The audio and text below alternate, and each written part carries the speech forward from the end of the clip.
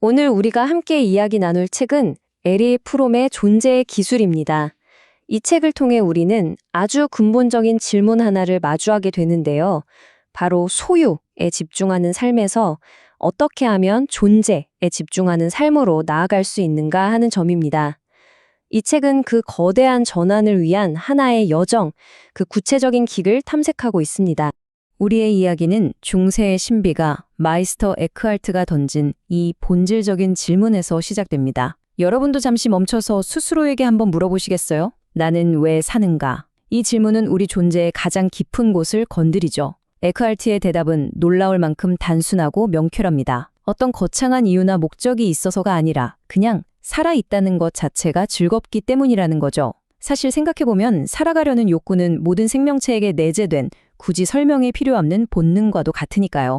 이 책은 아주 흥미롭게도 산다는 것 자체가 하나의 기술이라고 말합니다. 마치 그림을 그리거나 악기를 연주하는 것처럼 잘 사는 데에도 기술이 필요하다는 건데요. 그리고 모든 기술이 그렇듯이 이 삶이라는 기술 역시 그 궁극적인 목표를 이해하는 것에서부터 시작되어야 합니다. 우리가 그냥 살아가는 건 어쩌면 생물학적인 충동일 수 있지만 어떻게 잘 살 것인가에 대한 고민은 전혀 다른 차원의 문제니까요. 그렇다면 우리는 삶에서 무엇을 추구할까요? 무엇이 우리의 삶을 의미 있게 만든다고 생각하시나요? 어떤 사람은 사랑을 통해 충만함을 느낄 거고 또 다른 사람은 권력을 통해 자신의 존재를 증명하려고 하겠죠. 안정을 최우선으로 여기는 사람도 있을 거고요.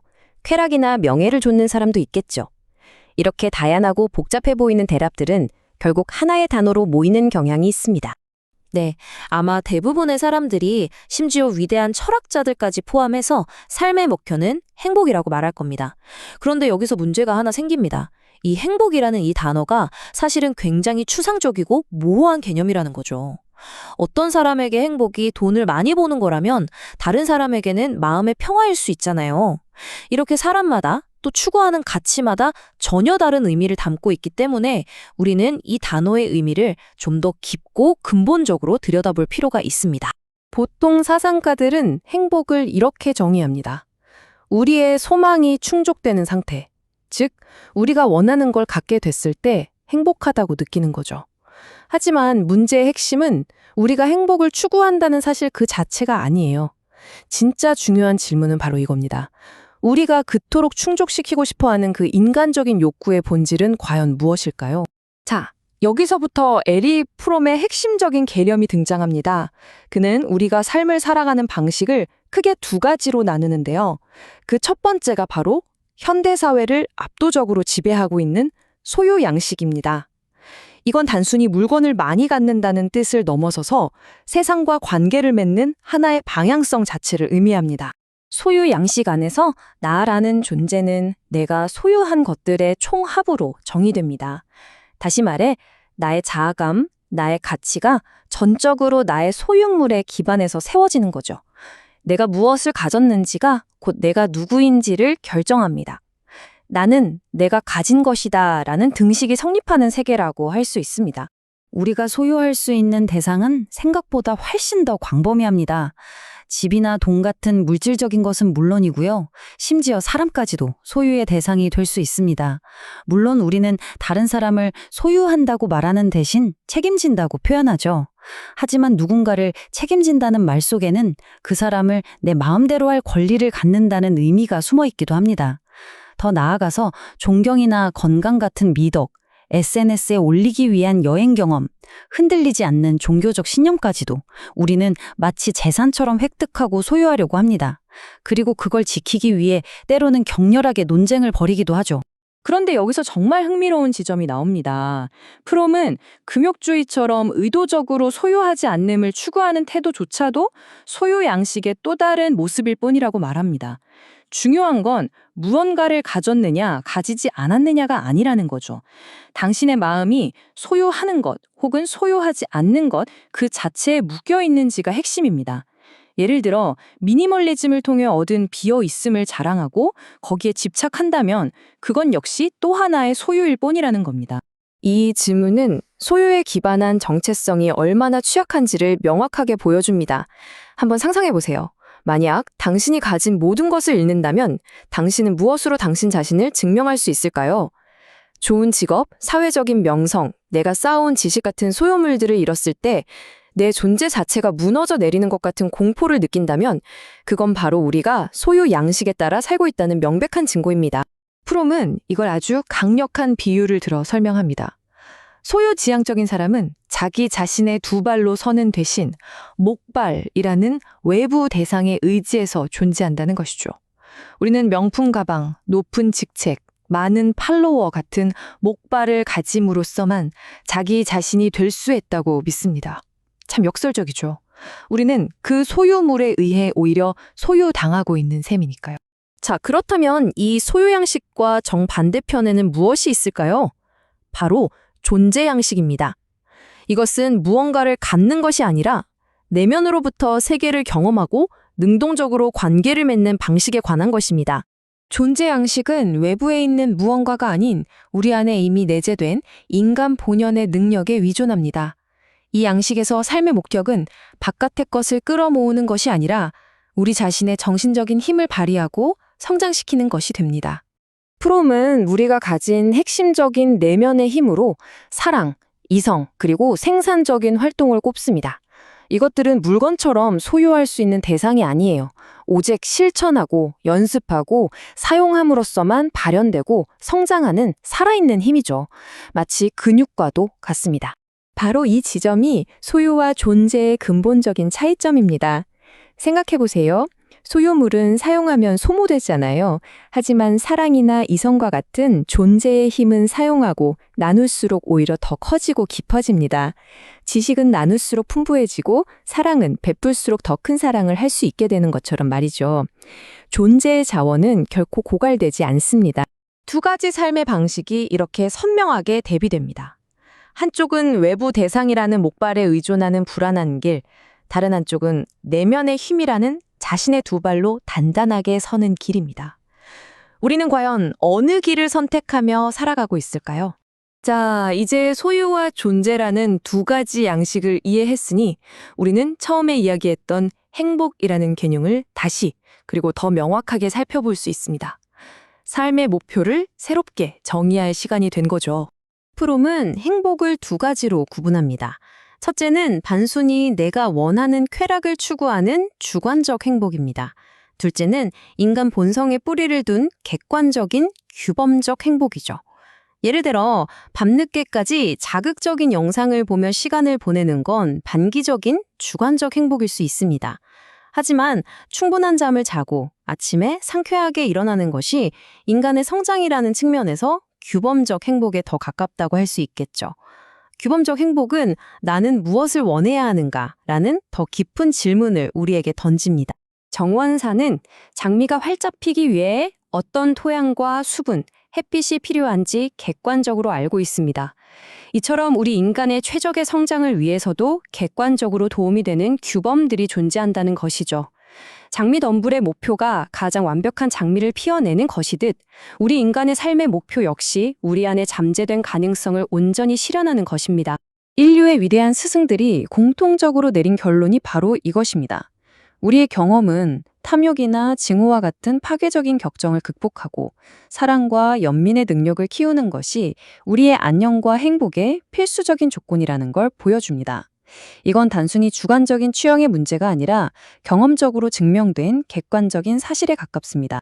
프롬은 동서양의 위대한 전통들에서 공통적으로 발견되는 한 가지 개념을 이 삶의 기술이 추구해야 할 궁극적인 목표로 제시합니다. 그것은 바로 위대한 해방입니다. 이것이 바로 진정한 목표입니다. 두 가지 차원의 자유, 즉 탐욕으로부터의 자유와 환상으로부터의 자유. 이 두 가지 해방을 통해 우리는 비로소 우리의 이성과 인간성을 최적으로 발달시킬 수 있습니다. 이 두 가지는 결코 분리될 수 없습니다. 왜냐하면 우리의 이성은 비합리적인 열정과 탐욕에 휩싸이지 않는 한에서만 명확하게 기능할 수 있기 때문입니다. 예를 들어 돈에 대한 탐욕에 사로잡힌 사람은 모든 인간관계를 손익으로만 계산하면서 그것이 가장 합리적인 판단이라고 스스로를 속이게 되죠. 탐욕이 이성을 마비시키고 환상을 만들어내는 겁니다. 하지만 현대사회에서 해방의 의미는 축소되고 왜곡되었습니다.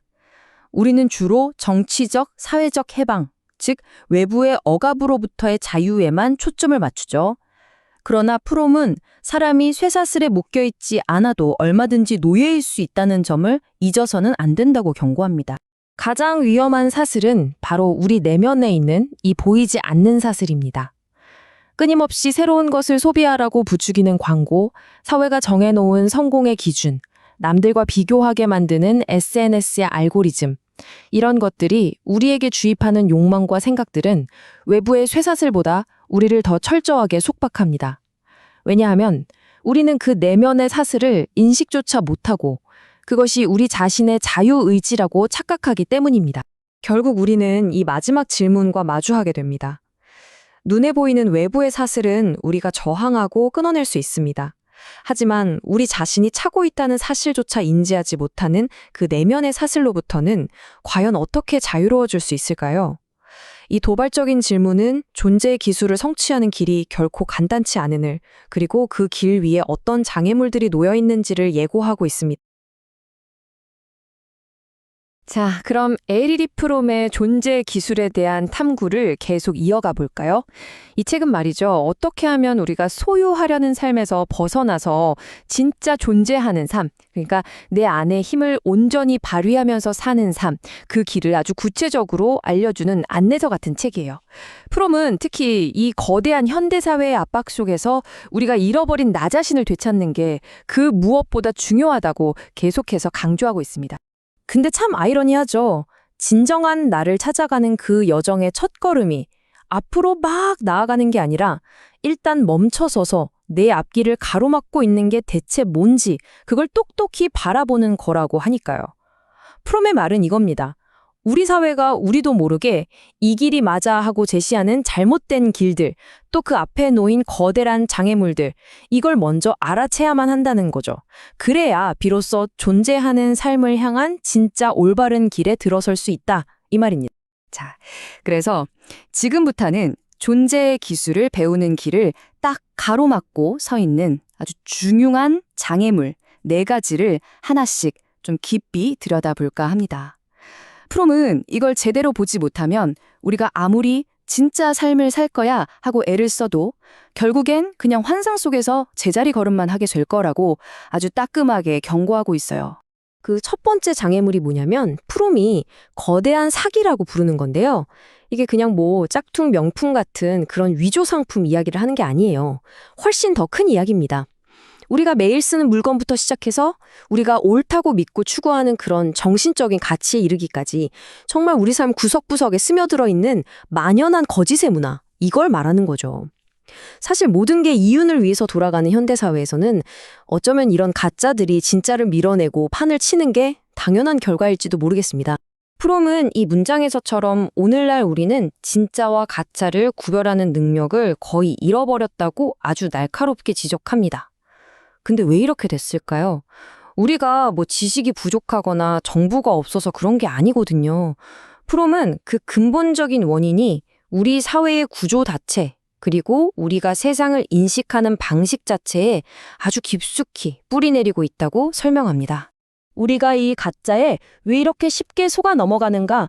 그 이유는 크게 3가지로 볼 수 있어요. 첫째는 두뇌적 지향 때문입니다. 그러니까 머리로만 모든 걸 이해하려는 경향이죠. 어떤 메시지를 딱 접했을 때 그 안에 녹아있는 살아있는 경험의 깊이를 느끼기보다는 그냥 논리적으로 그럴듯한 설명이나 개념에만 집중하는 거예요. 이게 바로 프롬이 말하는 제3의 귀를 잃어버린 상태인 겁니다. 둘째는 명성의 최면적 매력에 우리가 너무 약하다는 겁니다. 어떤 사람이나 사상이 일단 유명해지면 그 내용이 진짜인지 아닌지와는 상관없이 아, 저건 가치 있는 거겠지 하고 그냥 믿어버리는 경향이 있다는 거죠. 마지막 셋째는 모든 걸 상품 가치로 바꿔버리는 상업화된 가치 때문이에요. 한 사람의 진짜 가치가 그 사람의 내면이 아니라 시장에서 얼마나 잘 팔리는지, 즉 성공했는지 여부로만 판단되는 거죠. 진짜와 가짜의 차이는 이 표를 보면 아주 명확하게 드러납니다. 진정한 가르침이라는 건요, 언제나 깊은 경험에서 우러나와요. 그래서 때로는 논리적으로 딱딱 맞아떨어지지 않고 어렵고 복잡하게 느껴질 수도 있죠.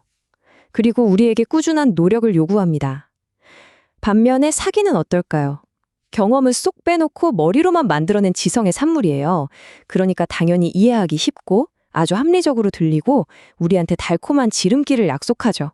하지만 거기에는 결정적으로 삶을 바꿀 수 있는 본질적인 힘, 즉 질이 빠져 있습니다. 프롬은 이런 가짜들이 가장 위험하고 파괴적이 되는 순간이 바로 영적 성장이나 자기 실현 같은 인간의 가장 내밀한 영역으로 침투할 때라고 경고합니다. 왜냐하면 바로 그곳에서 손쉬운 구원을 파는 거대한 시장이 열리기 때문이죠. 깨달음, 치유, 자기 실현, 원래는 정말 숭고했던 이런 단어들마저도 값싼 상품처럼 포장되고 오염돼서 그 본래의 의미와 힘을 완전 잃어버렸다는 겁니다. 프롬 자신도 이 책에서 이런 단어들을 쓰는 걸 주저했다고 고백할 정도였으니까요. 이 거대한 영적 시장이 이렇게나 번성하는 이유는요, 현대인의 아주 모순적인 욕망에 정확하게 부응하기 때문입니다. 오늘날 많은 사람들이 이 혼란하고 불안한 삶 속에서 기쁨과 평온, 그리고 진짜 나 자신을 찾고 싶어 하잖아요. 그런데 이 고귀한 목표를 추구하면서도 동시에 한 가지 조건을 딱 내걸어요. 바로 이거죠. 우리는 깊은 내면의 변화라는 어쩌면 세상에서 가장 어려운 과제를 성취하고 싶어 하면서도 그 과정만큼은 쉽고 빠르고 아무런 노력도 들지 않기를 바라는 겁니다. 마치 인스턴트 식품처럼 영성마저도 즉각적으로 소비하고 싶어 하는 거죠. 이 욕망이 바로 구원의 상인들에게는 엄청난 사업 기회를 열어준 셈입니다. 프롬은 그 당시 크게 유행했던 초월 명상 운동을 대표적인 예로 듭니다. 진정한 영적 수행법이 어떻게 상업적으로 재포장되어서 가짜로 변질될 수 있는지를 보여주기 위해서죠. 근데 프롬은 이 운동의 지도자들이나 수행자들이 악의를 갖고 사람들을 속인다고 말하는 건 아니에요. 오히려 그들 대부분은 스스로가 파는 상품의 가치를 진심으로 믿고 있을 가능성이 높다고 봐요. 그리고 프롬은 바로 이 스스로를 속이는 진실한 사기가 사회적으로는 훨씬 더 위험하다고 경고합니다. 이 초월 명상의 사업 모델을 뜯어보면요, 거대한 사기의 전형적인 특징이 다 들어있습니다. 첫째, 인도의 전통 명상법이라는 오래된 아이디어를 가져와서 현대적으로 포장하죠. 둘째, 각 개인에게 딱 맞는 비밀 만트라를 준다는 명목으로 비싼 값을 받고 독점성을 부여합니다.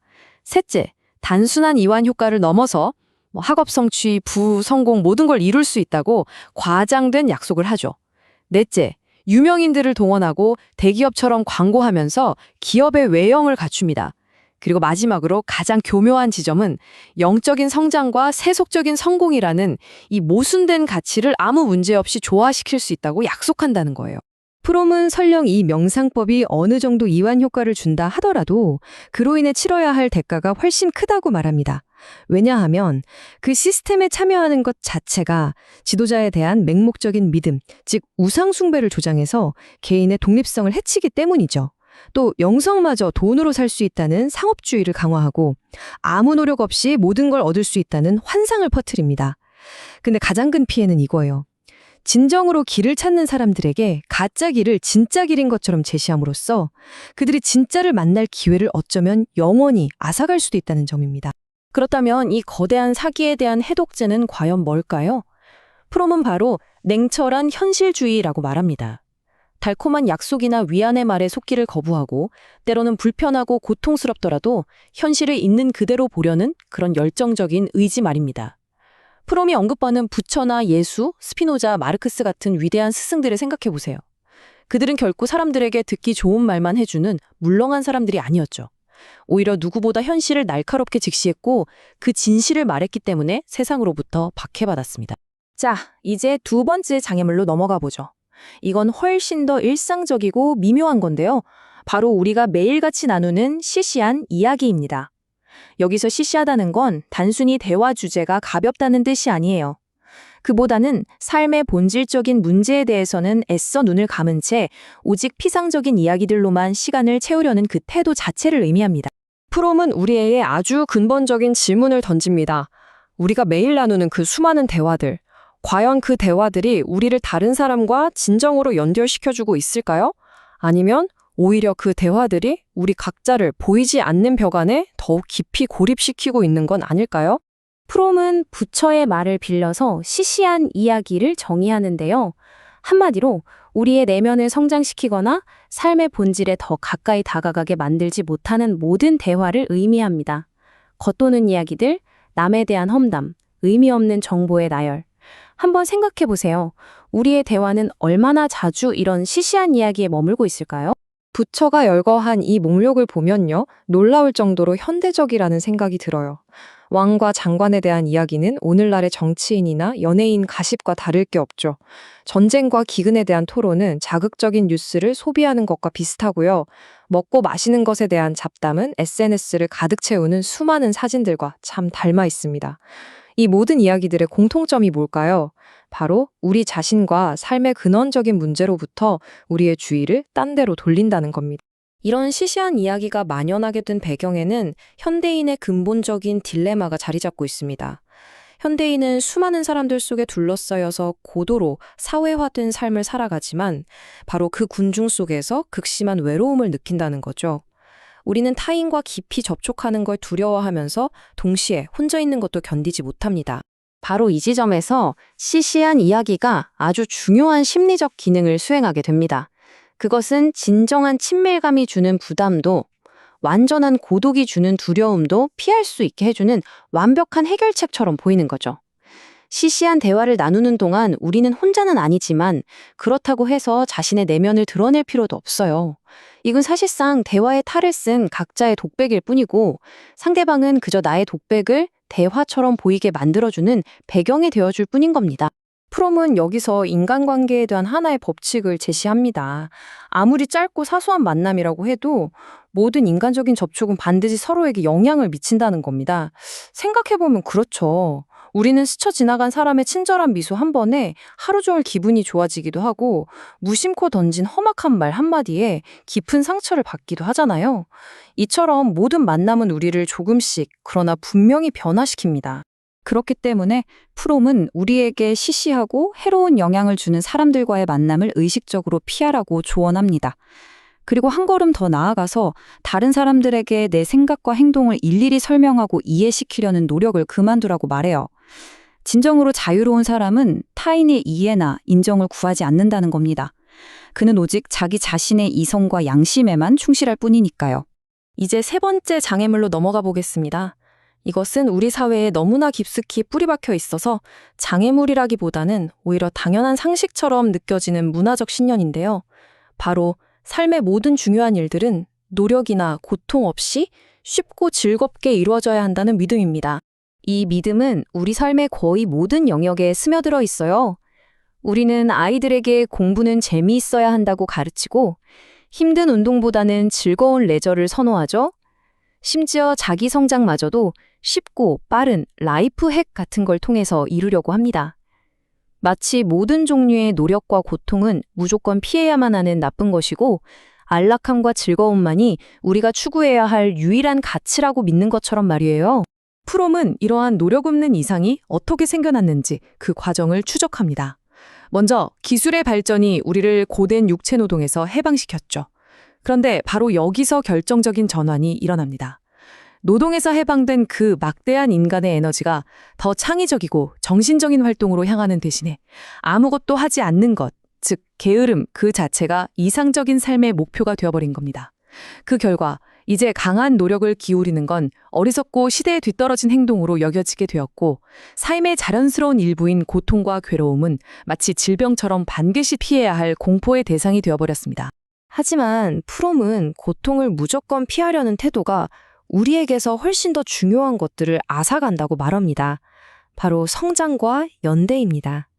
어떤 기술을 익히거나 깊은 지식을 얻는 과정에는 반드시 지루함과 어려움이라는 고통이 따르기 마련이잖아요. 이 고통을 회피하는 사람은 결코 성장할 수 없죠. 더 나아가 고통은 모든 인간이 공유하는 보편적인 경험입니다. 나의 고통이 결국 모든 인간의 고통과 연결되어 있음을 깨달을 때 우리는 비로소 타인과 깊이 연결되는 진정한 연대감을 느낄 수 있게 됩니다. 자, 이제 마지막 네 번째 장애물입니다. 바로 자유에 대한 왜곡된 이상, 즉 반권위주의라는 환상인데요. 이건 겉으로 보기에는 모든 종류의 권위에 저항하고 절대적인 개인의 자유를 추구하는 것처럼 보이지만 그 이면에는 사실 더 깊은 무력감이 숨어 있는 아주 복잡한 심리 상태입니다. 프롬은 현대사회의 거대한 역설을 지적합니다. 과거 사회에는 왕, 교회, 가부장처럼 눈에 보이는 명시적인 권위가 있었죠. 현대사회는 이런 권위들을 대부분 타파했습니다. 자, 그러면 개인의 실질적인 자유가 늘어났을까요? 프롬은 오히려 그 반대라고 말합니다. 우리는 이제 시장, 관료제, 여론과 같이 눈에 보이지 않는 익명의 권위에 훨씬 더 깊이 복종하게 되었고, 개인은 그 거대한 시스템 앞에서 이전보다 훨씬 더 무력해졌다는 겁니다. 이렇게 보이지 않는 거대한 권력에 억눌려 있다는 사실을 무의식적으로 느끼기 때문에 우리는 오히려 나는 자유롭다는 느낌에 필사적으로 집착하게 됩니다. 그리고 이 자유에 대한 갈망을 종종 전혀 다른 것과 혼동하죠. 그러니까 시스템의 근본적인 구조에 대해서는 아무런 영향력도 행사하지 못하면서 그 대신 아주 사소하고 개인적인 영역에서 절대적인 자유를 누리고 있다는 환상을 만들어내는 겁니다. 바로 이 지점에서 프롬은 의지의 자유와 변덕의 자유라는 결정적인 구분을 제시합니다. 의지라는 건요, 자신의 전체적인 삶의 목표와 연결된 능동적이고 이성적인 선택이에요. 그래서 나는 왜 이것을 원하는가? 라는 질문에 답할 수 있죠. 반면에 변덕은 아무런 구조적인 연결 없이 그냥 즉흥적으로 떠오르는 수동적인 욕구입니다.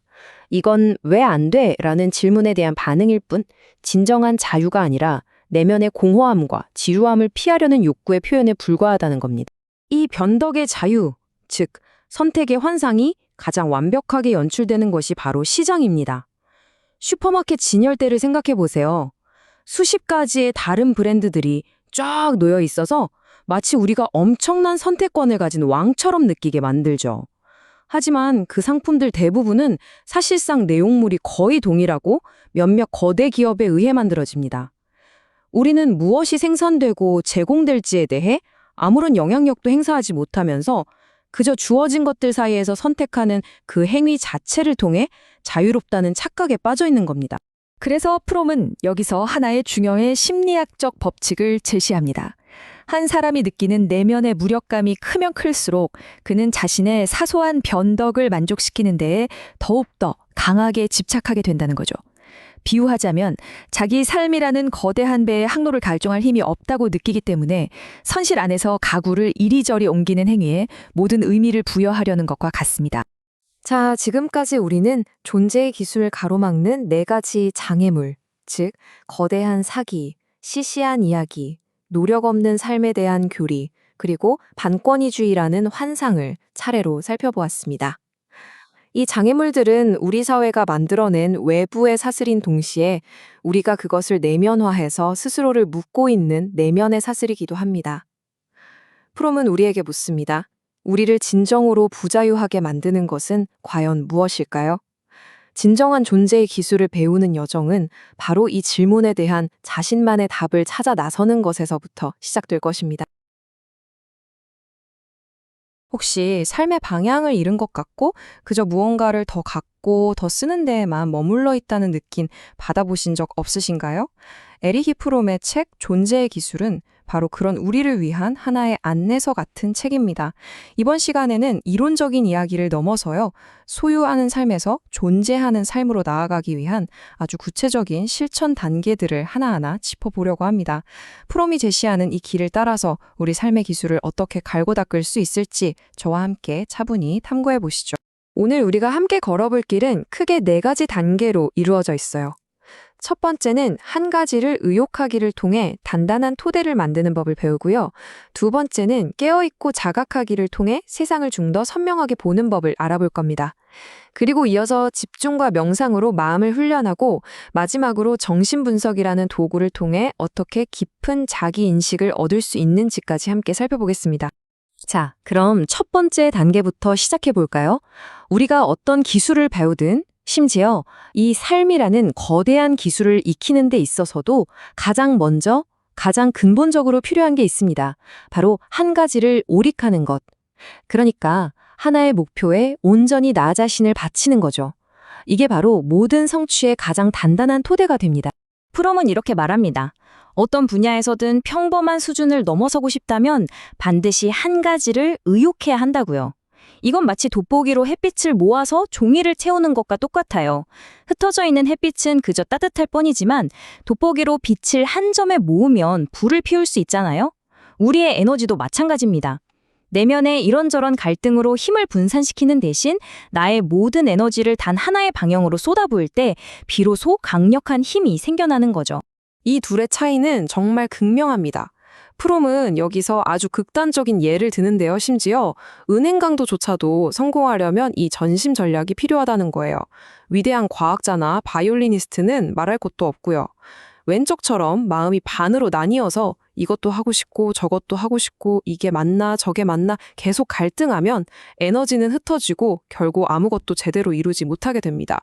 하지만 오른쪽처럼 목표가 무엇이든 간에 거기에 모든 에너지를 쏟아붓는다면 그게 도덕적이든 아니든 위대한 성취를 이룰 수 있다는 거죠. 근데 왜 우린 이렇게 한 가지에 온전히 집중하는 게 어려울까요?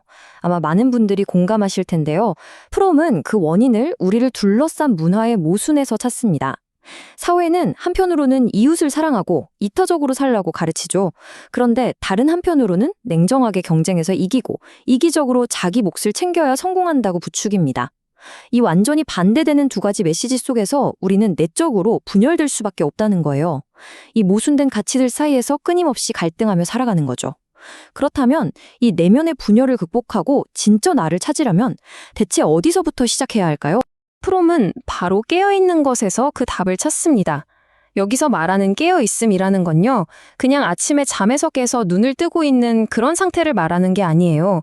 현실을 있는 그대로, 그 겉모습 너머의 본질까지 꿰뚫어 보는 훨씬 더 깊은 차원의 의식 상태, 즉 자각을 의미합니다. 지금부터 그게 정확히 무엇인지 함께 알아보겠습니다. 프롬에 따르면 우리 대부분은요, 사실 반쯤 깨어있는 상태로 살아간다고 해요. 아침에 일어나서 습관처럼 출근하고 주어진 일을 기계적으로 처리하는 것처럼요. 그러니까 딱 생존하는 데 필요한 만큼만 의식을 사용하고 있는 거죠. 하지만 진정한 존재의 삶은 거기서 멈추지 않습니다. 프롬이 말하는 완전한 각성이란 현상의 표면 너머에 있는 그 뿌리까지 아주 명확하게 인식하면서 나 자신과 이 세계를 온전히 마주하는 그런 상태를 말합니다. 프롬의 이 말 정말 곱씹어볼 만하지 않나요? 무엇이 당신을 깨우는지 말해준다면 나는 당신이 누구인지 말해주겠다. 다시 말해서 나를 그 완전한 각성 상태로 이끄는 것, 그것이 바로 나의 진짜 본질을 보여준다는 뜻이에요. 그게 벅찬 사랑일 수도 있고 아주 절박한 위험 상황일 수도 있고 혹은 무언가에 대한 불타는 열정일 수도 있겠죠. 여러분은 어떠세요? 무엇이 여러분의 잠든 의식을 번쩍 뜨이게 만드나요? 한번 스스로에게 조용히 물어보세요. 대체 무엇이 나를 이 무기력하고 흐릿한 상태에서 벗어나서 강렬하고 활기찬 삶의 감각 속으로 이끄는가? 프롬이 말하는 이 완전한 각성의 순간은요, 마치 내 눈앞을 가리고 있던 뿌연 안개가 싹 걷히는 듯한 그런 경험이에요. 주변의 모든 것들이 비로소 진짜 현실로서 아주 깊은 의미를 가지고 내 앞에 생생하게 나타나는 그런 경험이죠. 자, 깨어있음에서 한 걸음 더 나아간 게 바로 자각입니다.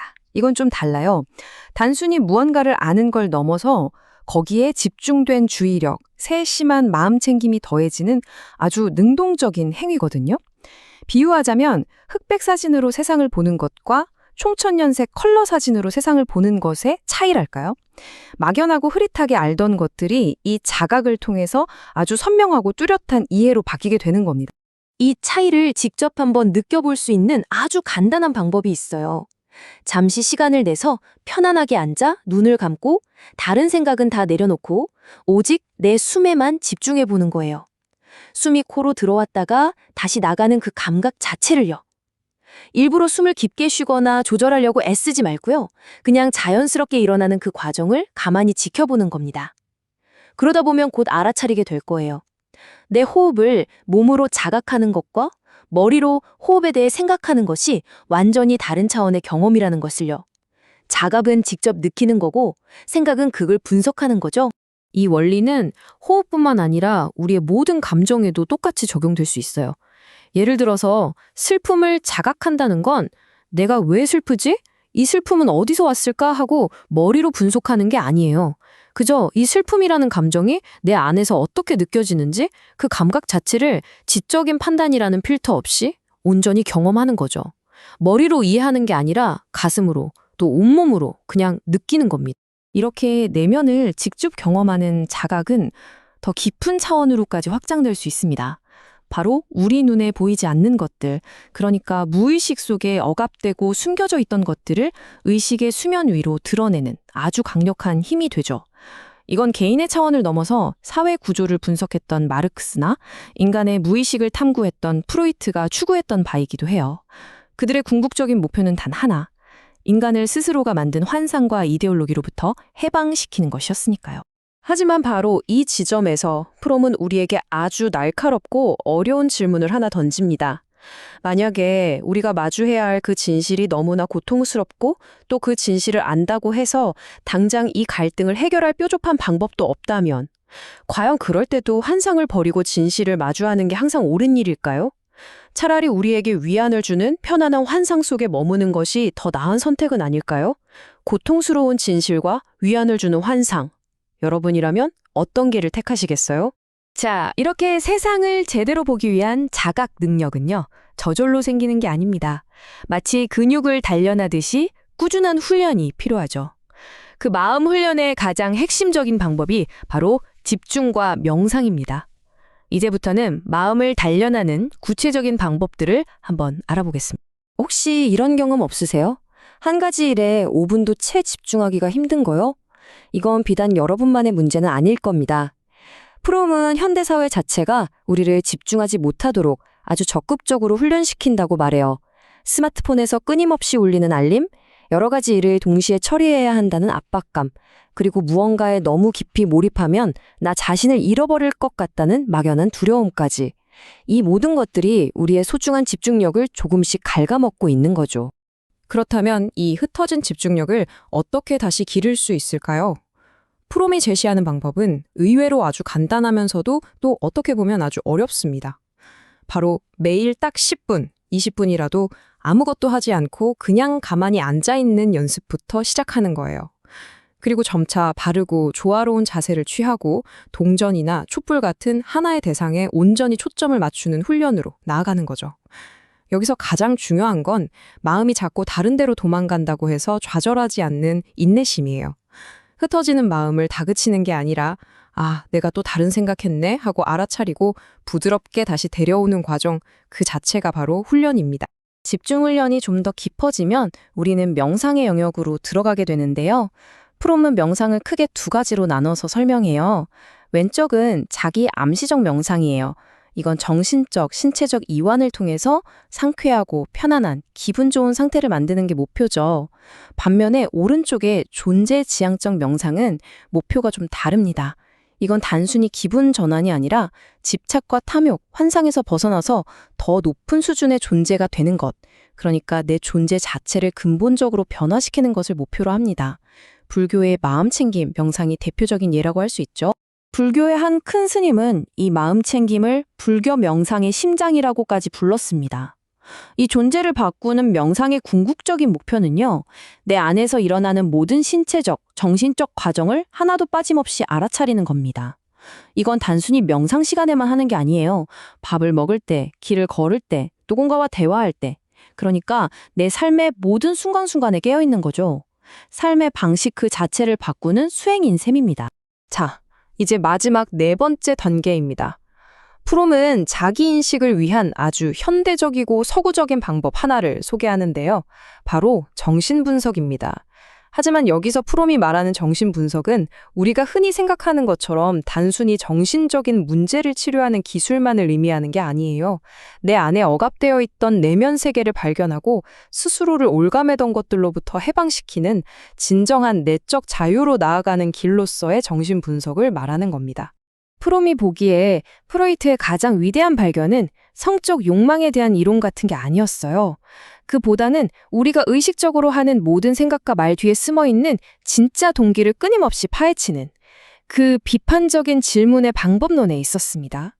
스스로도 몰랐던 가면을 벗기고 위선을 폭로하고 애써 외면했던 억압된 진실을 마주하게 함으로써 단순히 증상을 없애는 걸 넘어서 진정한 내적 자유를 얻게 하는 것. 이것이 바로 프롬이 이해한 정신분석의 진짜 목표였던 거죠. 하지만 프롬은 동시에 정신분석이 가진 위험에 대해서도 아주 날카롭게 경고합니다. 이게 자칫하면 내가 스스로 해결해야 할 문제로부터 도망치는 아주 손쉬운 도피처가 될 수 있다는 거죠. 또 고통스럽지만 내려야 할 인생의 중요한 결정을 계속 미루는 핑계가 되기도 하고요. 혹은 분석가라는 새로운 권위자에게 모든 걸 의존하게 될 수도 있습니다. 무엇보다 가장 큰 위험은 그냥 말로 떠드는 것만으로 모든 게 해결될 수 있다는 환상을 심어주고 진짜 가슴으로 느껴야 할 깊은 경험들을 그저 머리로만 분석하게 만들어서 오히려 감정 자체를 무지게 만들 수 있다는 점입니다. 이게 바로 정신분석이 빠지기 쉬운 함정이에요. 사람들은 흔히 배우자와의 갈등이나 직장 상사와의 문제처럼 아주 개인적인 문제에만 골몰하곤 하죠. 하지만 프롬은 진짜 중요한 갈등은 그게 아닐 수 있다고 말해요. 진짜 갈등은 내 안의 양심과 진실성을 지키려는 마음과 사회에서 성공하기 위해 이기적으로 행동해야 한다는 압박감 사이에서 벌어지는 훨씬 더 근본적인 실존적인 투쟁일 수 있다는 겁니다. 정신분석이 이 더 깊고 고통스러운 진실을 외면하는 핑계가 되어서는 안 된다는 거죠. 자, 그럼 이제 모든 질문은 우리 자신에게로 돌아옵니다. 우리는 오늘 한 가지 목표에 헌신하고 깨어있기 위해 집중과 명상을 훈련하며 자기 분석이라는 날카로운 도구를 손에 쥐는 법을 배웠습니다. 그렇다면 이 강력한 도구들을 가지고 어떻게 의존과 환상이라는 덫을 피해서 진정한 자유로 나아갈 수 있을까요? 아마 이 질문에 대한 답을 찾아가는 그 여정 자체가 바로 프롬이 말하는 존재의 기술이 아닐까 싶습니다. 지난 시간에는 소유 지향적인 삶의 방식이 우리 내면에 어떤 공허함과 불안을 남기는지에 대해 함께 이야기를 나눠봤었죠. 그렇다면 그 대안은 과연 무엇일까요? 어떻게 하면 그 소유라는 보이지 않는 감옥에서 벗어나서 진정으로 존재하는 삶을 살아갈 수 있을까요? 이번 시간에는 에리 프롬의 책 존재의 기술을 바탕으로 그 질문에 대한 아주 구체적이고 또 실천적인 답을 함께 찾아가 보려고 합니다. 프롬은 존재라는 말이 그냥 막연하고 어려운 철학적 개념으로만 남아서는 안 된다고 힘주어 말합니다. 그건 마치 우리가 악기를 배우거나 그림을 그리는 것처럼 매일의 삶 속에서 의식적으로 갈고 닦아야 하는 하나의 기술이라는 거죠. 그래서 이번 시간에는 프롬이 제안하는 바로 그 구체적인 훈련법들에 초점을 맞춰서 머리로만 아는 이론을 넘어 실제 우리 삶에 적용할 수 있는 지혜를 하나하나 배워보겠습니다. 자, 그래서 우리가 존재의 기술을 연마하기 위해 살펴볼 5가지 핵심 훈련법은 이렇습니다. 첫째, 한 가지를 의지하기. 둘째, 깨어있기. 셋째, 알아차리기. 넷째, 집중하기. 그리고 마지막으로 명상하기입니다. 이 5단계가 앞으로 우리가 함께 걸어갈 여정의 지도가 되어줄 겁니다. 그럼 첫 번째부터 시작해 볼까요? 삶의 기술을 숙달하기 위한 첫 번째 조건이자 어쩌면 가장 근본적인 조건이라고 할 수 있는 것. 바로 여기저기 흩어진 우리의 마음을 하나로 모으는 통일된 의지에 대해 알아보겠습니다. 프롬은 이렇게 말합니다. 어떤 분야에서든 그냥 그런 평범한 수준을 넘어서고 싶다면 우리의 모든 에너지를 단 하나의 목표에 온전히 쏟아부어야 한다고요. 여러 갈래로 흩어진 힘으로는 결코 깊이를 만들어낼 수 없다는 거죠. 다시 말해서 진정한 성취는 이것저것 분산된 노력에서 오는 게 아니라 오롯한 집중에서 비롯된다는 의미입니다. 자, 이 표를 보시면 그 차이가 정말 확 와닿으실 거예요. 먼저 왼쪽, 의지가 분열된 상태를 한번 볼까요? 이 상태에 있으면 우리는 끊임없이 내적 갈등을 겪게 됩니다. 이것도 하고 싶고 저것도 해야 하는데 이 길이 맞는 걸까? 아니면 저 길로 가야 하나? 하는 생각들 속에서 귀중한 정신적 에너지만 계속 낭비되는 거죠. 그러다 보니 어떤 것에도 온전히 몰입하지 못하고 늘 미온적인 태도를 취하게 되고요. 결국 중요한 순간에 결정을 내리지 못하는 소위 결정장애 상태에 빠지기 쉽습니다. 하지만 오른쪽처럼 의지가 하나로 통일되면 어떻게 될까요? 명확한 목표에 대한 온전한 헌신이 생겨납니다. 모든 힘이 한 곳으로 모여서 정말 강력한 추진력을 발휘하죠. 바로 이때 프롬이 말하는 탁월함을 위한 역량이 발휘되는 겁니다. 이건 단순히 더 열심히 노력한다는 것과는 차원이 다른 이야기예요. 삶의 방향이 뚜렷해졌을 때 오는 내면의 고요함과 힘을 의미하는 거죠. 그런데 말이죠. 때로는 우리 사회 자체가 우리의 의지를 양쪽에서 잡아당기면서 분열시키기도 합니다. 한번 생각해 보세요. 한쪽에서는 이웃을 사랑하고 베풀라는 이타적인 가치를 가르치죠. 그런데 다른 한쪽에서는 어쩌면 훨씬 더 큰 목소리로 남들보다 더 많이 소유하고 치열한 경쟁에서 이겨야 성공한다는 이기적인 가치를 강조하잖아요. 이 두 가지 서로 다른 메시지 사이에서 우리는 길을 잃고 혼란을 느낍니다. 착하게 살아야 하나? 아니면 영악하게 살아야 하나? 이 내면의 줄다리기 속에서 우리의 에너지는 전부 소모되고 결국 어느 한쪽에도 온전히 헌신하지 못하는 내적 분열 상태에 빠지기 쉬운 겁니다. 좋아요. 하나의 목표에 의지를 모았다면 이제 그 다음은 뭘까요? 바로 그 목표를 향해 나아가는 매 순간을 어떻게 살아야 하는가의 문제입니다. 이게 바로 두 번째 훈련법인 깨어있기와 관련이 있는데요. 그러기 위해서 우리는 먼저 우리 자신의 일상적인 의식 상태에 대해 아주 솔직한 질문을 한번 던져봐야 합니다. 프롬이 여기서 정말 흥미로운, 어쩌면 좀 뼈아픈 질문을 던집니다. 우리는 종종 명상이나 어떤 특별한 체험을 통해서 신비로운 변성의식 상태에 이르기를 꿈꾸곤 하죠. 하지만 가만히 생각해보면 과연 우리는 평소의 일상 속에서 온전히 깨어있다고 말할 수 있을까요? 어쩌면 진짜 목표는 지금 이 현실을 벗어나는 게 아니라 바로 이 평범하게 짝이 없는 지금 이 순간을 100% 살아내는 것일지도 모릅니다. 아마 대부분의 우리 일상은 이 왼쪽에 반쯤 깨어있는 상태에 가까울 거예요. 아침에 일어나서 기계적으로 출근 준비를 하고 늘 가던 길로 운전을 하고 무기력하게 일과를 보내죠. 마치 자동 항법 장치에 몸을 맡긴 비행기처럼 모든 것이 그저 습관적입니다. 세상이 마치 안개 낀 것처럼 흐릿하고 현실감이 없게 느껴질 때도 있고요. 하지만 가끔, 아주 가끔 오른쪽에 온전히 깨어있는 상태를 경험할 때가 있죠. 정신이 번쩍 뜰 만큼 기민해지고 온몸에 활력이 넘치는 그런 순간이요. 세상의 모든 색깔과 소리, 냄새가 놀랍도록 생생하게 다가옵니다. 바로 이 상태에서 우리는 번뜩이는 창의적인 아이디어를 떠올리고 문제의 본질을 꿰뚫는 깊은 통찰력을 얻게 되는 겁니다. 프롬은 이 경험을 정말 멋진 비유로 설명하는데요. 바로 베일이 걷히는 순간이라고 표현해요. 혹시 이런 경험 해보신 적 없으세요? 매일 보던 너무나 익숙한 사람의 얼굴에서 갑자기 얇은 베일이 싹 걷히면서 그 사람의 존재 자체가 완전히 새롭고 생생하게 다가오는 경험 말입니다. 마치 흑백 영화가 갑자기 총천연색으로 바뀌는 것처럼 그 사람의 슬픔과 기쁨, 살아온 삶의 역사가 그 얼굴 위로 생생하게 살아나는 바로 그 순간. 그 순간이 바로 우리가 진정으로 깨어있는 순간입니다. 그래서 프롬이 이런 통찰력 있는 말을 합니다. 무엇이 당신을 깨우는지 말해준다면 나는 당신이 누구인지 말해주겠다. 그러니까 나를 그 반쯤 잠든 상태에서 확 깨어나게 만드는 그것, 나를 번쩍 정신 차리게 하는 그것을 보면 당신이 어떤 사람인지, 무엇에 깊이 반응하는 사람인지 알 수 있다는 거죠. 어떤 사람은 아름다운 음악을 들을 때, 어떤 사람은 아주 어려운 지적인 도전을 마주했을 때, 또 어떤 사람은 사랑하는 사람의 눈을 깊이 들여다볼 때 온전히 깨어납니다. 이렇게 우리를 완전한 각성 상태로 이끄는 것들이야말로 우리의 가장 깊은 열정과 본질을 보여주는 거울이라는 의미입니다. 자, 그럼 어떻게 해야 이렇게 깨어있는 상태에 더 자주 그리고 더 깊이 머물 수 있을까요? 그 핵심적인 방법, 그 열쇠가 바로 세 번째 훈련, 알아차리기에 있습니다. 이건 우리가 보통 말하는 암과는 좀 다른 더 깊은 차원의 암이에요. 알아차림이란 과연 뭘까요? 이건 머리로 생각해서 아는 것과는 근본적으로 다릅니다. 핵심은 마음을 챙기는 주의에 있어요. 예를 들어 오렌지라는 단어를 머릿속으로 생각하는 것과 지금 내 손에 들린 오렌지의 상큼한 향을 맡고 차가운 과육의 질감을 느끼고 입안 가득 퍼지는 단맛을 음미하는 것은 완전히 다른 차원의 이야기잖아요. 알아차리면 바로 이 후자에 가깝습니다.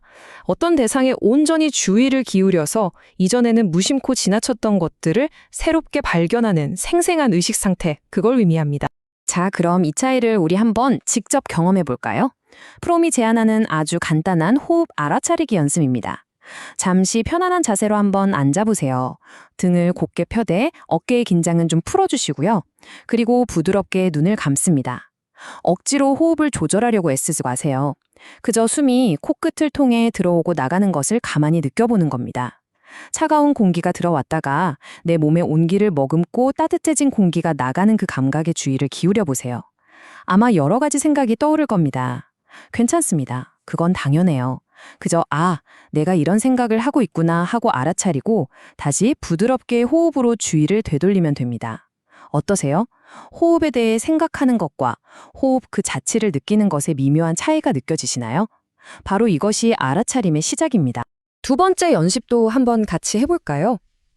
한쪽 팔을 들어 올리기로 마음먹고 아주 천천히, 정말 극도로 천천히 한번 움직여 보세요. 마치 시간이 아주 느리게 가는 슬로우 모션 비디오처럼요. 팔을 끝까지 다 들어 올리겠다는 목표는 잠시 잊어버리세요. 대신에 어깨 근력이 긴장하고 팔이 중력을 이겨내고 공기라 피부에 닿는 감촉 같은 그 움직이는 과정 자체에 모든 신경을 집중하는 겁니다. 이렇게 하면 우리는 팔의 움직임을 그저 보는 관찰자가 아니라 움직이는 팔 자체가 되는 아주 특별한 경험을 하게 됩니다. 결과가 아닌 과정에 온전히 몰입하는 거죠. 이렇게 호흡이나 움직임을 알아차리는 것, 그리고 그 알아차림의 상태를 계속해서 유지하려면 어떤 능력이 필요할까요? 네, 바로 네 번째 훈련법인 집중입니다. 알아차림이 대상을 발견하는 섬광과 같다면 집중은 그 대상에 계속해서 주의의 빛을 비추는 힘이라고 할 수 있어요. 하지만 잘 아시다시피 현대사회는 우리의 집중력을 끊임없이 방해하죠. 왜 우리는 집중하는 걸 이토록 어려워하게 됐을까요? 프롬은 현대문화가 우리의 집중력을 아주 체계적으로 흩어놓는다고 지적합니다. 여러 가지 일을 동시에 하는 멀티태스킹은 이제 무능이 아니라 능력처럼 여겨지죠. 쉴 새 없이 자극적인 화면과 소리를 쏟아내는 텔레비전이나 스마트폰은 우리의 뇌가 깊이 사유하지 못하는 수동적인 상태로 만들고요. 긴 호흡의 책 대신에 짧은 글과 영상만 소비하는 습관도 마찬가지입니다. 심지어 우리는 무언가에 너무 깊이 빠져들면 나 자신을 잃어버릴지도 모른다는 막연한 두려움을 갖기도 합니다. 그렇다면 이 흩어진 집중력은 어떻게 다시 키울 수 있을까요? 가장 기초적인 운동은 아이러니하게도 아무것도 하지 않고 가만히 있기입니다. 한번 시도해 보세요. 딱 10분만 알람을 맞춰놓고 정말 아무것도 하지 않고 조용히 앉아보는 겁니다. 스마트폰도 책도 없이요. 생각을 억지로 없애려고 애쓰지 말고 그냥 내 안에서 어떤 일이 일어나는지 그저 지켜보는 거예요. 몸을 좀 움직이고 싶은 충동, 조바심, 지루함 같은 감정들을 그저 알아차리는 것. 그것이 바로 시작입니다. 처음에 10분이 영원처럼 느껴질지도 몰라요. 하지만 매일 조금씩 시간을 늘려가 보세요. 이 고요함 속에서 우리의 집중 근육이 단련되기 시작합니다. 나는 잘 때 자고 먹을 때 먹는다. 이 유명한 선사의 말이야말로 우리가 지향해야 할 집중의 본질을 완벽하게 보여줍니다.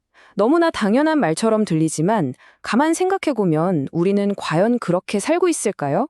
우리는 식사하면서 스마트폰을 보고 대화하면서 다른 생각을 하고 걸으면서 메시지를 보냅니다. 지금 이 순간 내가 하고 있는 바로 그 단 하나의 일에 온전히 존재하는 것. 이것이야말로 우리가 추구해야 할 집중의 진정한 목표인 거죠. 자, 지금까지 우리는 알아차림과 집중이라는 두 개의 단단한 기둥을 세웠습니다. 이제 이 두 가지 능력을 바탕으로 할 수 있는 가장 깊이 있는 실천법, 바로 마지막 5번째 훈련인 명상에 대해 이야기해 보겠습니다. 그런데 여기서 프롬은 우리가 흔히 명상이라고 생각하는 것과 그가 말하는 명상 사이에는 아주 중요한 차이가 있다고 강조합니다. 먼저 왼쪽의 자기암시적 명상은 주로 휴식이나 스트레스 해소, 상쾌한 기분을 느끼는 것을 목표로 합니다. 물론 이것도 우리에게 유용할 수 있지만 자칫 일시적으로 기분만 나아지게 하는 데 그칠 수 있습니다. 하지만 프롬이 주목하는 오른쪽의 불교 명상, 즉 마음 챙김은 훨씬 더 근본적인 목표를 가집니다. 단순히 기분이 좋아지는 것을 넘어서 우리 마음속 깊이 자리한 탐욕과 증오, 그리고 세상을 왜곡해서 보게 만드는 온갖 환상들을 극복하고 궁극적으로는 더 높은 차원의 존재로 성장하는 것을 추구하는 거죠. 프롬이 인용한 불교학자 냐나포니카 마하테라의 말처럼 마음 챙김은 단순히 여러 명상 지법 중 하나가 아니라 불교 명상의 가장 핵심적인 정수, 그 심장이라고 할 수 있습니다. 마음 챙김의 핵심은 억지로 무언가를 하려는 노력이 아니라 그저 있는 그대로 부드럽게 관찰하는 태도에 있습니다. 숨을 억지로 참거나 길게 내쉬는 그런 호흡 운동이 아니에요.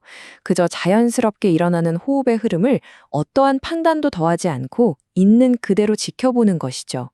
그리고 이 부드럽고 수용적인 관찰의 태도를 걷고, 먹고, 일하고, 생각하는 일상의 모든 순간으로 확장하는 것이 바로 마음챙김 수행의 목표입니다. 삶의 모든 순간이 알아차림의 대상이 되는 겁니다. 이 깊은 실천이 추구하는 궁극적인 목표는 바로 이것입니다. 우리의 탐욕, 증오, 환상이 하는 색안경을 벗고 내면과 외면의 현실을 어떤 왜곡도 없이 있는 그대로 보는 것. 점점 더 맑고 투명한 눈으로 실제의 모습을 마주하는 것. 그것이 바로 명상이 우리를 이끄는 길입니다. 자, 결론적으로 오늘 우리가 살펴본 이 5가지 훈련법은 존재하는 삶을 위한 하나의 완벽한 도구 상자와 같습니다. 한 가지를 의지하기를 통해 삶의 방향과 힘을 얻고 깨어있기로 현실에 눈을 뜨고 알아차림으로 매 순간을 직접 경험하며 집중으로 그 경험의 초점을 날카롭게 다듬고 마지막으로 명상을 통해 이 모든 것을 꿰뚫는 깊은 통찰을 얻는 것이죠. 이 도구들은 따로따로 노는 게 아니라 서로를 보완하면서 우리를 더 깊은 존재의 차원으로 이끌어줍니다. 이러한 실천들은 우리가 의식할 수 있는 영역에서 우리 자신을 더 명확하게 보도록 돕습니다. 하지만 우리의 의식적인 노력만으로는 잘 보이지 않는 무의식의 영역, 우리 자신에게조차 꼭꼭 숨겨져 있는 깊은 동기를 밝혀내는 가장 심오한 방법은 과연 무엇일까요? 에리 프롬의 존재의 기술, 그 마지막 여정입니다. 이 책은 이론적인 탐구를 넘어서 우리가 어떻게 하면 더 온전하게 존재할 수 있는지 그 구체적인 실천의 길을 안내합니다. 프롬은 말하죠. 진정한 자기 변화는 머리로만 이해해서는 불가능하다고. 그것은 마치 악기를 배우거나 그림을 그리는 것처럼 일상 속에서 꾸준히 연마해야 하는 하나의 기술이라고 말입니다. 자, 그럼 지금부터 프롬이 제안하는 자기 변혁을 위한 실질적인 방법들 속으로 한 걸음 더 깊이 들어가 보겠습니다. 모든 실천의 시작은 가장 기본적이면서도 가장 어려운 능력에서 출발합니다. 프롬이 첫 번째로 강조하는 기술은 바로 집중하는 능력입니다. 그런데요, 프롬은 현대사회에서 이 능력이 거의 사라지다시피 했다고 진단합니다. 생각해보면 그렇죠. 우리는 끊임없이 울리는 스마트폰 알림, 넘쳐나는 정보의 홍수 속에서 어느 것 하나에 온전히 마음을 쏟는 법을 거의 잊어버린 채 살아가고 있습니다. 프롬이 드는 이 예시는 정말 충격적이기까지 합니다. 사랑을 나누는 어쩌면 가장 친밀하고 몰입해야 할 그 순간에조차 텔레비전 화면을 보려 한다는 것. 이것은 단순히 우리가 바쁘다는 걸 보여주는 게 아닙니다. 이건 한 번에 여러 가지 일을 하려는 경향이 우리 삶에 얼마나 깊숙이 스며들었는지를 아주 극명하게 보여주는 장면이죠. 어떤 하나의 경험에도 온전히 빠져들지 못하도록 우리 스스로가 우리를 그렇게 길들이고 있다는 뜻입니다. 그럼 우리는 왜 이렇게 집중하지 못하게 된 걸까요? 프롬은 그 원인을 몇 가지 깊은 차원에서 분석합니다. 첫째는요, 한 가지 일에 너무 깊이 몰두하면 마치 나라는 존재가 사라져버릴 것 같다는 그런 막연한 두려움이 우리 안에 있다는 겁니다. 둘째, 우리 사회 분위기 자체가 그렇죠. 조용히 내면을 들여다보는 것보다 겉으로 바쁘게 움직이고 분주해 보이는 걸 더 가치 있게 여기는 문화가 있습니다. 셋째, 프롬 철학의 핵심 개념인 소유지향성 때문입니다. 끊임없이 무언가를 더 가지려고만 하지 지금 이 순간에 온전히 머무르는 것, 즉 존재하는 것을 두려워하는 거죠. 넷째, 집중은 에너지를 많이 쓰는 피곤하고 힘든 일이라는 깊은 오해가 있습니다. 그리고 마지막으로 어쩌면 가장 강력한 이유일 텐데요. 우리의 이 짧아진 주의력을 먹고 사는 거대한 시장이 존재한다는 겁니다. 이 시장은 끊임없이 새로운 자극을 제공하면서 우리의 집중력을 계속해서 흩어놓고 있죠. 그런데 여기서 프롬은 우리의 통념을 완전히 뒤집습니다. 집중이 우리를 피곤하게 만드는 게 아니라 오히려 집중하지 못하는 상태가 우리를 더 피곤하게 만든다는 겁니다. 생각해보면 에너지가 여러 방향으로 분산되고 흩어지니까 당연히 고갈될 수밖에 없겠죠. 반면에 진정한 집중은 흩어져 있던 우리의 모든 에너지를 한 곳으로 모아줍니다. 마치 돋보기로 햇빛을 모아서 불을 피우는 것처럼요. 그렇게 모인 에너지는 우리를 더 생생하게 깨어나게 만들고 내가 온전히 살아있음을 느끼게 해주는 강력한 힘이 됩니다. 자, 그렇다면 이 중요한 집중력을 어떻게 배울 수 있을까요? 프롬은 아주 구체적이고 단계적인 방법을 제시합니다. 첫 번째 단계는 매일 잠깐의 시간을 내서 그저 고요히 앉아 있는 것입니다. 어떤 목적도 갖지 말고요. 생각을 억지로 누르려 하지도 말고요. 그냥 존재하는 연습을 하는 겁니다. 두 번째, 마음이 조금 고요해지면 동전이나 꽃처럼 하나의 대상에 온전히 주의를 기울여 봅니다. 그 대상의 색깔, 모양, 질감, 모든 세부사항을 관찰하고 나중에는 눈을 감았을 때 그 이미지가 선명하게 떠오를 때까지 반복하는 거죠. 세 번째가 아주 중요한데요. 이 과정에서 다른 생각이 떠오르는 건 너무나 당연합니다. 이때 그 생각과 싸우거나 억누르려고 하면 안 됩니다. 마치 하늘에 구름이 흘러가듯 아, 이런 생각이 드는구나 하고 알아차려주고 다시 부드럽게 원래 집중하던 대상으로 돌아오는 연습을 하는 겁니다. 넷째, 이렇게 기른 집중력은 책을 읽는 것 같은 지적인 활동에도 적용될 수 있습니다. 단순히 정보를 얻는 걸 넘어서 저자의 생각의 흐름을 온전히 따라가면서 그 핵심을 파악하려고 노력하는 것이죠. 그리고 마지막으로 이 모든 과정에서 실패와 좌절은 필수적이라는 사실을 받아들이는 마음가짐입니다. 집중력은 근육과 같아서요. 하루아침에 생기지 않습니다. 꾸준한 훈련과 인내심이 반드시 필요합니다. 이렇게 연마된 집중력은 단순히 나 자신의 내면 훈련에서 끝나지 않습니다. 이 능력은 타인과의 관계를 근본적으로 변화시키는 엄청난 힘을 가지고 있거든요. 여기서 프롬은 우리에게 질문을 던집니다. 우리는 왜 다른 사람들을 있는 그대로 진정으로 보지 못하는 걸까요? 그 이유는 바로 우리의 집중력 부족이 타인에 대한 우리의 알을 아주 얕은 수준에 머무르게 하기 때문입니다. 우리가 다른 사람을 볼 때 사실 그 사람의 본 모습을 보는 게 아니라는 거죠. 우리는 그 사람이 사회적인 역할이나 상황에 맞춰서 쓰고 있는 가면, 즉 페르소나를 볼 뿐입니다.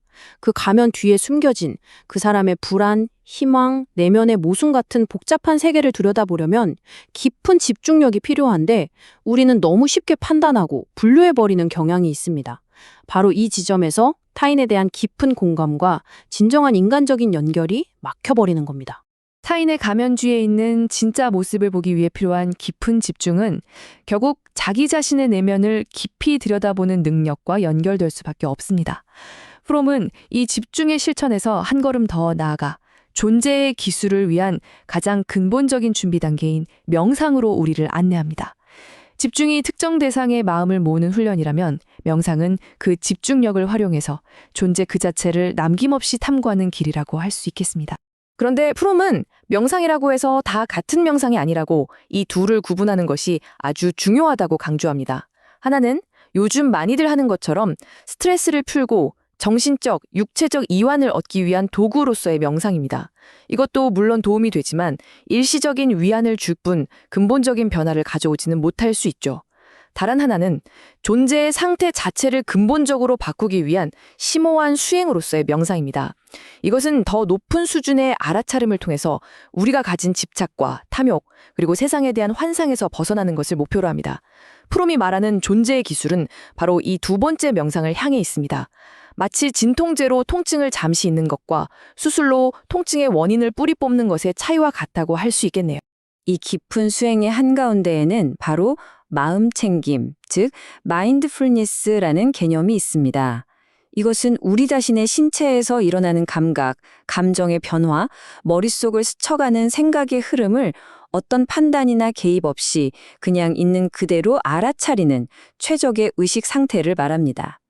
그리고 이것이 바로 마음을 훈련하는 가장 직접적이고 효과적인 방법으로 알려져 있죠. 프롬은 불교 학자인 니아나 포니카 마하테라의 말을 인용하면서 이 마음챙김 수행이 단순히 여러 명상법 중에 하나가 아니라고 강조합니다. 이것은 불교 철학 전체를 관통하는 핵심적인 실천, 말 그대로 깨달음으로 가는 여정의 심장과도 같다는 것이죠. 마음챙김은 정해진 시간에만 하는 특별한 의식이 아닙니다. 오히려 밥을 먹고 길을 걷고 사람들과 대화하는 우리 삶의 모든 순간에 적용되는 삶의 태도에 가깝습니다. 그 시작은 가장 자연스러운 생명 활동인 나의 호흡을 그저 가만히 지켜보는 것에서 비롯됩니다.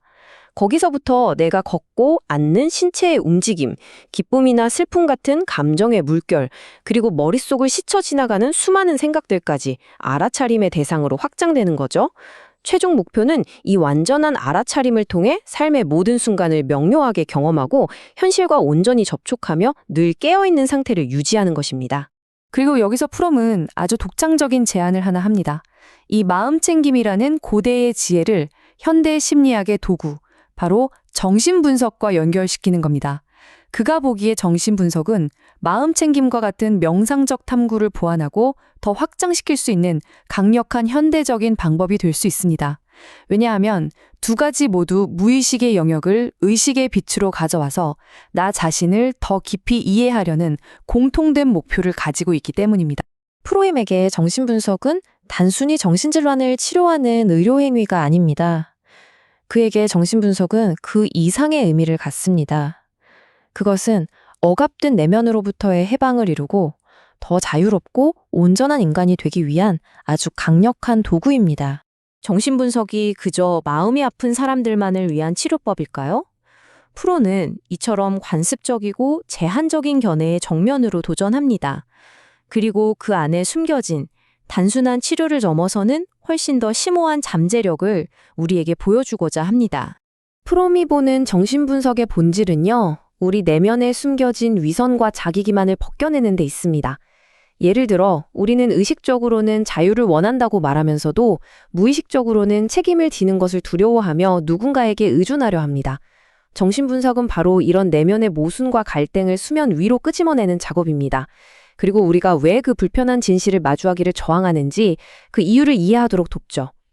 이 고통스러운 알매 과정 자체가 우리를 내면의 감옥에서 해방시키는 강력한 힘을 갖는다고 프롬은 보았습니다.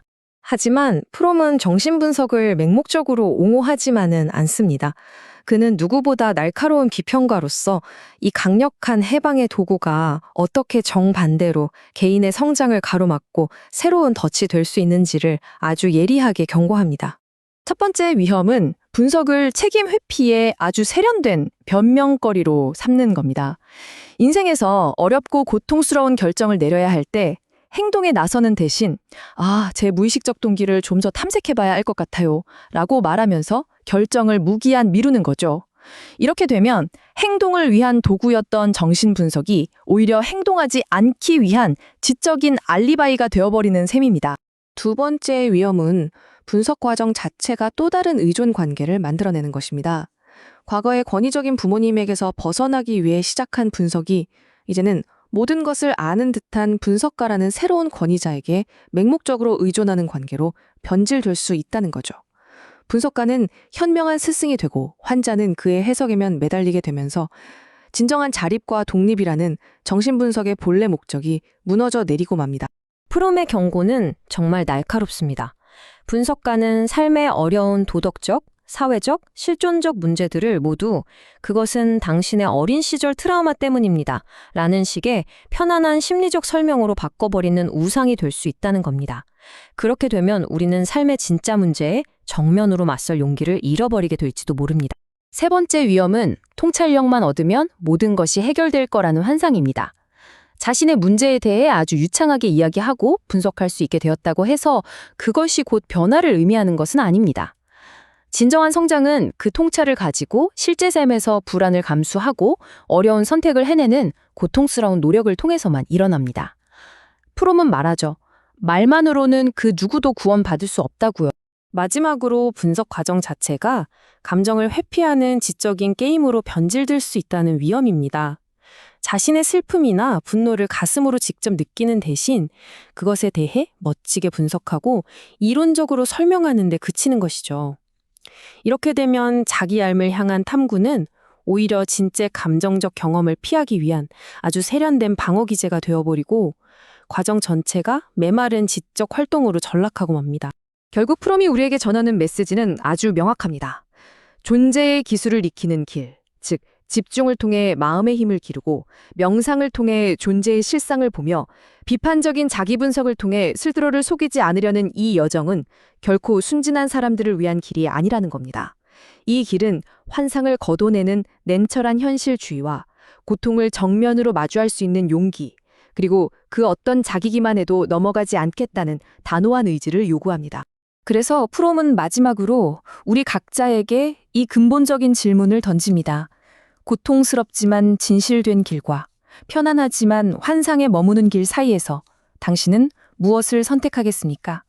어쩌면 프롬의 철학 전체를 관통하는 이 질문이야말로 우리 각자가 삶의 모든 순간 스스로에게 던져야 할 가장 중요한 물음일 것입니다.